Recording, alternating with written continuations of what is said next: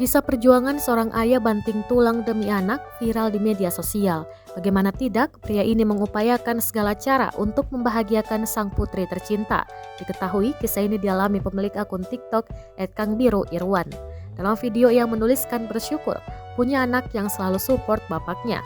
Lebih lanjut, pria itu menyelipkan screenshot chat WhatsApp dengan anaknya, mulai dari memberi semangat hingga menanyakan apakah si bapak sudah makan atau belum. Ucapan terima kasih tersebut lantaran sang ayah telah memberikan laptop untuk kuliah. Kemudian ia melanjutkan ceritanya jika dirinya bekerja di Jakarta. Ia menyebutkan bahwa rezeki tidak akan kemana. Pria dalam video itu menyebutkan bahwa dirinya mendapat Grab rental selama 10 jam dan dibayar Rp520.000. Selain jadi driver online dengan nge-Grab car, ternyata ia juga membantu berjualan di pasar. Dalam video itu, pemilik akun juga menyelipkan video sang anak meminta doa untuk kelancaran berkuliah dan berharap dapat membangunkan sang bapak rumah di Jakarta.